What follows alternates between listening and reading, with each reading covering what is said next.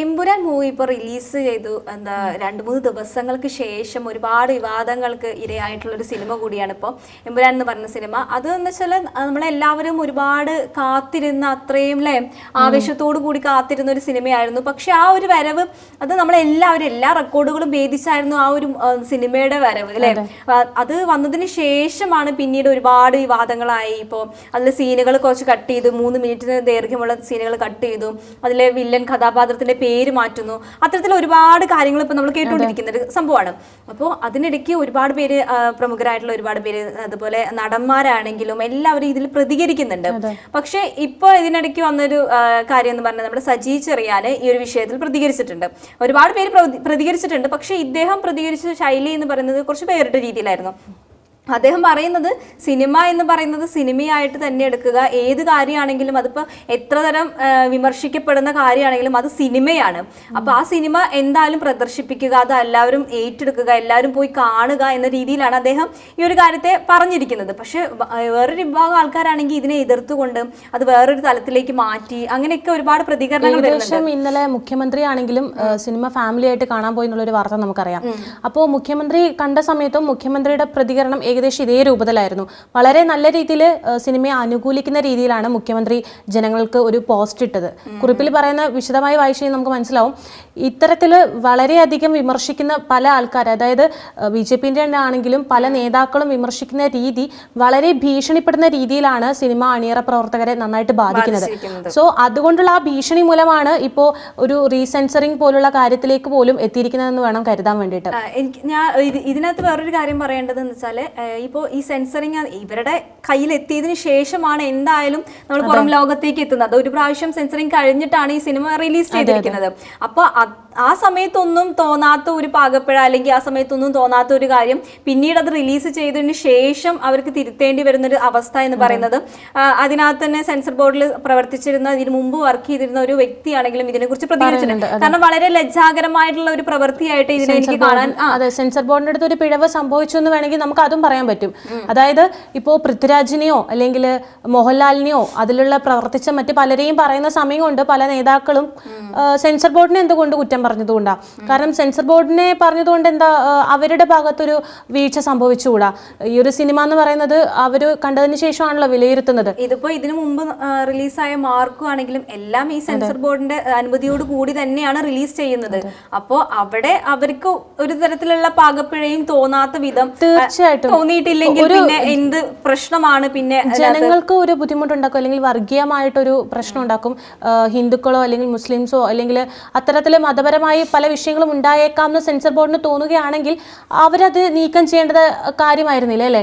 അത്തരത്തിലുള്ള ഇത്തരം ഒരു പ്രശ്നം സംഭവിക്കാൻ കാരണം ഇടയാക്കിയത് പോലും അത്തരത്തിൽ ശ്രദ്ധിക്കാത്ത രീതിയിലുള്ള ഒരു എഡിറ്റിംഗ് കൊണ്ടോ അല്ലെങ്കിൽ ശ്രദ്ധിക്കാത്ത സെൻസർ ബോർഡിന്റെ ഒരു തീരുമാനങ്ങളോ ആയിരുന്നു വേണമെങ്കിൽ പറയാം. ഇതിനകത്ത് ഇപ്പോൾ സജി ചെറിയാനാണെങ്കിൽ പറഞ്ഞിരിക്കുന്നത് മനുഷ്യൻ ഒന്നാണെന്നുള്ളൊരു ആശയമാണ് ഈ സിനിമ, അതായത് എമ്പുരാൻ മുമ്പോട്ട് കൊണ്ടുവയ്ക്കുന്നത്. എല്ലാവരും സിനിമയെ വിമർശിക്കുന്നുണ്ട്, പക്ഷെ ഒരു ഭാഗം സിനിമയിൽ നിന്നും മുറിച്ചു മാറ്റേണ്ട കാര്യമില്ല എന്നുള്ളതാണ് അദ്ദേഹം പറയുന്നത്. കാരണം എല്ലാവരും എല്ലാം അറിയട്ടെ എന്നുള്ള രീതിക്കാണ്. പിന്നെ അദ്ദേഹം എടുത്തു പറഞ്ഞിരിക്കുന്നത് തൻ്റെ ഇടത്തോടെ സിനിമ ചെയ്ത പൃഥ്വിരാജിന് അഭിവാദ്യങ്ങൾ എന്ന് പറഞ്ഞാണ് സജി ചെറിയാൻ എന്താ പറയുക പ്രതികരിച്ചിരിക്കുന്നത് ഈ ഒരു വിഷയത്തിൽ. അപ്പോൾ അദ്ദേഹം പറയുന്നത് ഇത്തരം കാര്യങ്ങൾ അല്ലെങ്കിൽ ഇത്തരത്തിലുള്ള സിനിമകളെ എന്തായാലും സമൂഹത്തിൽ അവതരിപ്പിക്കേണ്ട കാര്യമാണ്, അല്ലെങ്കിൽ അതെല്ലാവരും കാണേണ്ടതാണ്. ഇപ്പോൾ ഈ ഒരു വിഷയം എനിക്ക് തോന്നുന്നു ഇതിനു മുമ്പുള്ള സിനിമകളാണ് രാഷ്ട്രീയക്കാർ അത്ര തരത്തിലാണെങ്കിൽ ഈ സിനിമയോട് അത്ര വലിയ ഒരു എന്താ പറയുക ഇഷ്ടം, അല്ലെങ്കിൽ ഒരു അധികം സിനിമ കാണുന്ന ഒരു പ്രവണതയല്ല കാണിക്കുന്നത്. പക്ഷെ ഈ ഒരു സിനിമ എന്ന് പറയുന്നത് ഒരു ഭാഗം ചിന്തിക്കുമ്പോൾ വിവാദങ്ങൾ ഒരുപാട് സൃഷ്ടിച്ചിട്ടുണ്ട്. പക്ഷെ ആ ഒരു വിവാദങ്ങൾ തന്നെയാണ് ഈ സിനിമയെ കൂടുതലായിട്ട് പ്രൊമോട്ട് ചെയ്യുന്നത്. ഇപ്പോൾ കൂടുതലും സിനിമ കാണുന്നത് പോലും, അതായത് ഈ പറയുന്ന വിമർശനങ്ങൾ ഉന്നയിച്ച പല നേതാക്കളും സിനിമ കാണുന്നത് പോലും വിമർശിക്കാൻ വേണ്ടി മാത്രം എന്ന രീതിയിലാണ്. അപ്പോൾ ആ സിനിമയെ ഒരു സിനിമയായി ആസ്വദിക്കാൻ പറ്റാത്ത രീതിയിലുള്ള ആൾക്കാർ ചുമ്മാ പോയി ഫിലിം കണ്ട് അതിനെപ്പറ്റി 4 കാര്യങ്ങൾ പറയുന്നതുകൊണ്ട് അർത്ഥമില്ല. ഒരു കാര്യം നമ്മൾ ചെയ്യുമ്പോൾ ഇപ്പം എന്ത് തന്നെയാണെങ്കിലും കുറച്ച് മുന്നേ ഇപ്പം നമ്മൾ അമ്പലങ്ങളിൽ പോകുന്നുണ്ട്, വിശ്വാസികൾക്ക് കയറി പോകാന്നുള്ള രീതിയിൽ പണ്ട് പറഞ്ഞിരുന്നു. അപ്പം അങ്ങനെയാണെങ്കിൽ സിനിമയെ സിനിമയായി കാണാൻ പറ്റി അതുപോലുള്ള കാര്യങ്ങൾ ചിന്തിച്ച് സിനിമയ്ക്കിപ്പോൾ എത്ര തരത്തിലുള്ള സാധനങ്ങൾ വരാം. അതായത് എത്ര തരത്തിൽ സിനിമകളെ നമുക്ക് മോശമായിട്ട് പറയാം, ടെക്നിക്കലി പറയാൻ പറ്റും, അഭിനയിച്ച അഭിനയരംഗത്ത് പ്രവർത്തിച്ച ആൾക്കാരെ പറ്റി പറയാൻ പറ്റും, അഭിനയം കൊള്ളില്ല, അല്ലെങ്കിൽ ബാക്കിയുള്ള ഒരു സ്ക്രീമിംഗ് ആണെങ്കിലും പല രീതിയിൽ പലതും പറയാം. ആ ഒരു ഭാഗത്തിനെ നേതാക്കൾ വിമർശിക്കാൻ വേണ്ടി മാത്രം ഒരു സിനിമ കാണാൻ പോയി അതിനെ വിമർശിക്കുന്നതിനോട് വലിയ താല്പര്യം തോന്നുന്നില്ല. ഇപ്പോൾ എമ്പുരാൻ ടീമിനാണെങ്കിലും അവരാണെങ്കിലും ഒരുപാട് തരത്തിലുള്ള വിവാദങ്ങളാണ് ഇപ്പോൾ നേരിട്ടുകൊണ്ടിരിക്കുന്നത്. പക്ഷെ ഇപ്പൊ സജി ചെറിയാൻ തന്നെ പറയുന്നുണ്ട് ഈ ഒരു കാര്യത്തിൽ ആരും വലിയ ആശങ്കപ്പെടേണ്ട കാര്യമില്ല. കാരണം ഓരോരുത്തരും എടുക്കുന്ന രീതി അത്തരത്തിലായിരിക്കും. ഓരോരുത്തരും ഓരോ സിനിമയെ കാണുന്നത് ഓരോ വിധത്തിലായിരിക്കും. അത് വ്യത്യസ്തമായിരിക്കും ഓരോരുത്തരുടെ കാഴ്ചപ്പാടും. അപ്പോൾ എല്ലാവരും സിനിമ എന്നുള്ള രീതിയിൽ മാത്രം അതിനെ ആസ്വദിക്കുക, അതിനെ വിലയിരുത്തുക, അതുപോലെ എല്ലാവരും കാണുക.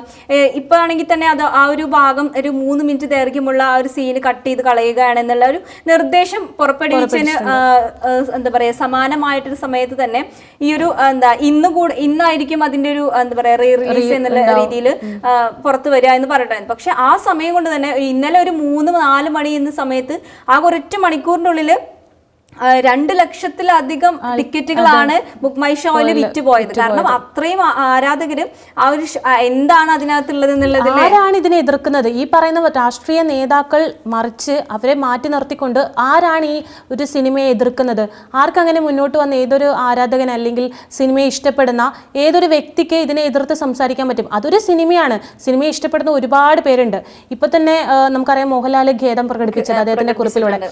അദ്ദേഹം ഖേദിച്ചത് എന്തിന്റെ പേരിലാണെന്നാണ് മനസ്സിലാവാത്തത്. കാരണം അദ്ദേഹം യാതൊരു തെറ്റും ചെയ്തിട്ടില്ല. പിന്നെ അദ്ദേഹം പറയുന്ന കാര്യം എന്ന് പറഞ്ഞാൽ തന്നെ സ്നേഹിക്കുന്ന, തന്നെ താനാക്കി മാറ്റിയ, മോഹൻലാലാക്കി മാറ്റിയ ജനതയോടാണ് അദ്ദേഹം ഖേദം പ്രകടിപ്പിച്ചിരിക്കുന്നത്. പക്ഷേ ആരും തന്നെ, അതായത് ആരാധകരാരും തന്നെ അദ്ദേഹത്തെ ഒരു രീതിയിലും ഇതുവരെയും കുറ്റപ്പെടുത്തിയിട്ടില്ല. ഒരു ഭാഗത്ത് നിന്ന് ചിന്തിക്കുമ്പോൾ മോഹൻലാൽ എന്നൊരു വ്യക്തി എന്ന് പറയുന്നത് അദ്ദേഹത്തിന്റെ വ്യക്തി സ്വാതന്ത്ര്യമാണ്. ആ ഒരു ഇങ്ങനെ ഒരു പ്രശ്നം വന്നതിൽ ഞാൻ ഖേദിക്കുന്നു എന്ന് പറഞ്ഞ അദ്ദേഹം പ്രതികരിച്ചത്. അത് സജി ചെറിയാനാണെങ്കിലും അത്തരത്തിൽ തന്നെ പറയുന്നത്. മോഹൻലാലിന്റെ പ്രതികരണത്തിൽ അദ്ദേഹത്തിന്റെ അഭിപ്രായം എന്തെന്ന് ചോദിച്ചപ്പോൾ അദ്ദേഹം പറഞ്ഞു അത് മോഹൻലാൽ എന്ന വ്യക്തിയുടെ അഭിപ്രായ സ്വാതന്ത്ര്യമാണ്, അത് നടന്റെ അല്ല, വ്യക്തി എന്നുള്ള ഇതിലാണ് അദ്ദേഹം പ്രതികരിച്ചത്. അത് ആ ഒരു പ്രതികരണം ഇപ്പൊ പൃഥ്വിരാജ് ആണെങ്കിലും അദ്ദേഹം അത് ഏറ്റെടുത്തു. അദ്ദേഹവും അതേ ആ ഒരു സോഷ്യൽ മീഡിയയിലൂടെ തന്നെ ഈ ഒരു ഇത് ഷെയർ ചെയ്തു. അങ്ങനെ അപ്പൊ അതിനിടയ്ക്കാണെങ്കിലും പൃഥ്വിരാജും മോഹൻലാലും തമ്മിൽ എന്തൊക്കെയോ പ്രശ്നങ്ങളുണ്ടെന്നും അവര് ചതിച്ചതാണ് എന്നുള്ള രീതിയിലൊക്കെ ഒരുപാട് വാർത്തകളും ഈ ഒരു വിഷയത്തിൽ വരുന്നുണ്ട്. മുതലെടുക്കാൻ വേണ്ടി ഒരുപാട് പേര് കച്ചകെട്ടി ഇറങ്ങി എന്ന് തന്നെ വേണം പറയാൻ. ഒരുപാട് പേര്. ഇപ്പൊ മേജർ രവി എന്ന് പറയുന്ന ഒരു വ്യക്തി തന്നെ പുള്ളി പറഞ്ഞൊരു കാര്യം എന്ന് പറഞ്ഞാൽ മോഹൻലാൽ ഇതിന് മുന്നേ ഒരു പ്രീ റിവ്യൂ എന്നുള്ള രീതിയിൽ സിനിമ കണ്ടിരുന്നില്ല, കാര്യങ്ങൾ മനസ്സിലാക്കിയിരുന്നില്ല എന്നൊക്കെ പറഞ്ഞിരുന്നു. അത് മല്ലിക സുകുമാരൻ തന്നെ തൻ്റെ പോസ്റ്റിൽ വ്യക്തമാക്കിയൊരു കാര്യമാണ്.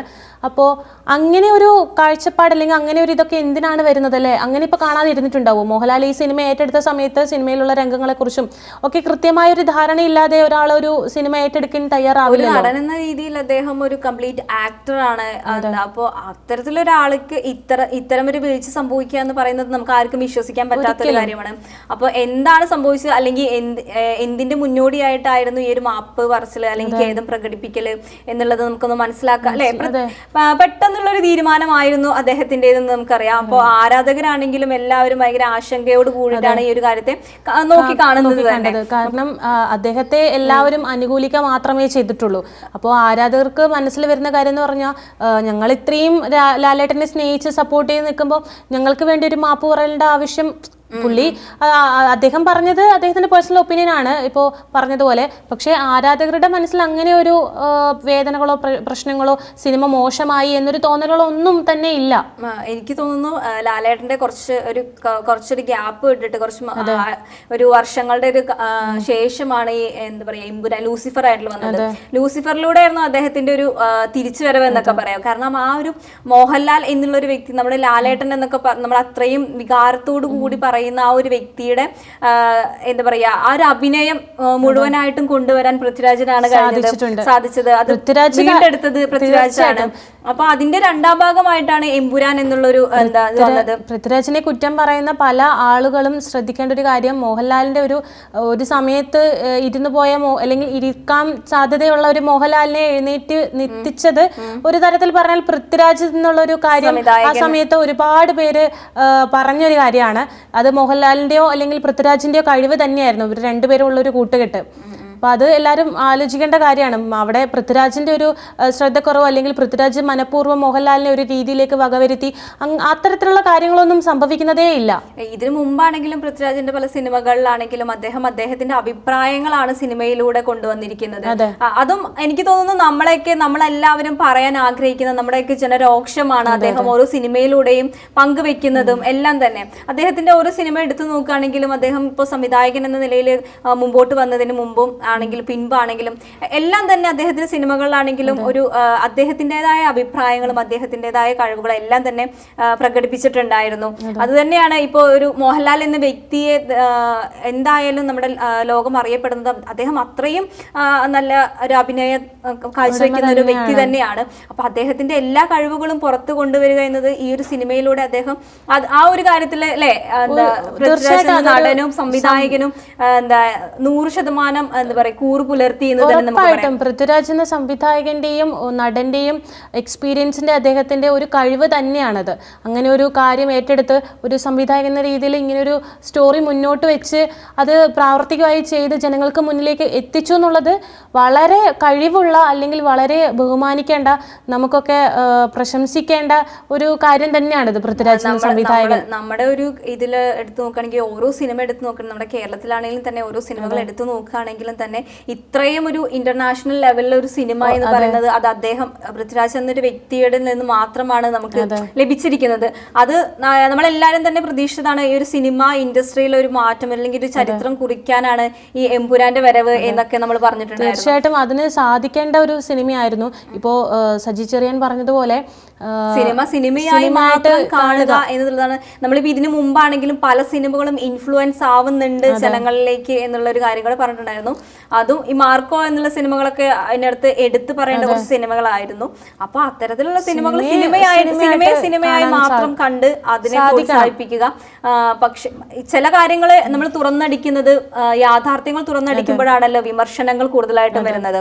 അപ്പൊ അത്തരത്തിലുള്ള ഒരു കാര്യമാണെന്ന് എല്ലാവർക്കും മനസ്സിലാവുന്നുണ്ട്. ഇപ്പൊ ഈ ഒരു സിനിമ ഇത്രയും വിവാദമായ സമയത്ത് രാഷ്ട്രീയക്കാർ ഒരിക്കലും ചിലപ്പോൾ സിനിമ പോലും കാണാൻ താല്പര്യമില്ലാത്ത ആളുകൾ പോലും വരെ എന്താണ് അതിനകത്ത് അതിനെ മാത്രം വിമർശിക്കാൻ മാത്രം പോയി സിനിമ കണ്ട് ഓക്കെ ഇങ്ങനൊരു ഭാഗമുണ്ട് അപ്പൊ ഇതിനെ പ്രതികരിക്കണം, ഇത് ശരിയല്ല എന്ന് തീരുമാനിച്ച് പുറത്തിറങ്ങി ഇതിന് 2 കുറിപ്പിട്ട് ഇത് തെറ്റാണെന്നുള്ള രീതിക്ക് പ്രസ്താവിക്കുമ്പോൾ അതിലെവിടെയാണ് ഒരു സിനിമ ആസ്വാദകനുള്ളത് അല്ലെങ്കിൽ എവിടെയാണ് സിനിമയെ സ്നേഹിക്കുന്നവനുള്ളത്?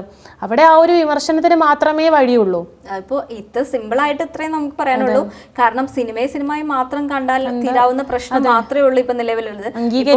ഇപ്പൊ ഈ വരുന്ന വിമർശനങ്ങളാണെങ്കിലും ഇപ്പൊ മോഹൻലാൽ എടുത്ത തീരുമാനമാണെങ്കിലും എല്ലാം തന്നെ അവരവരുടെ അഭിപ്രായങ്ങളാണ്, അവരവരുടെ സ്വാതന്ത്ര്യമാണ്, എല്ലാം തന്നെയാണ്. പക്ഷെ ഇനി ഒരിക്കലും ഇത്തരത്തിലൊരു വിവാദപരമായിട്ടുള്ള ഒരു സിനിമകളൊന്നും തന്നെ വരാതിരിക്കട്ടെ എന്ന് മാത്രം നമുക്ക് നോക്കാം. നിങ്ങൾക്ക് എന്താണ് ഈ ഒരു പ്രശ്നം ഇതിൽ അല്ലെങ്കിൽ ഈ സിനിമയെ കുറിച്ചിട്ടുള്ള ഒരു അഭിപ്രായം കണ്ടതിന് ശേഷം എന്തായിരുന്നു? ഇപ്പൊ സജി ചെറിയാൻ പറഞ്ഞ ഒരു അഭിപ്രായം എത്രമാത്രം നമുക്ക് അക്സെപ്റ്റ് ചെയ്യാൻ പറ്റും? അല്ലെങ്കിൽ ലാലേട്ടൻ എടുത്ത തീരുമാനം തെറ്റായിരുന്നു, പൃഥ്വിരാജ് ലാലേട്ടനെ ചതിച്ചോ എന്നുള്ള കുറേ വിമർശനങ്ങൾ നമ്മൾ കേട്ടുകൊണ്ടിരിക്കുകയാണ്. അപ്പൊ അതിനകത്തുള്ള അഭിപ്രായങ്ങൾ നിങ്ങൾക്കും നമ്മളുമായിട്ട് പങ്കുവെക്കാം.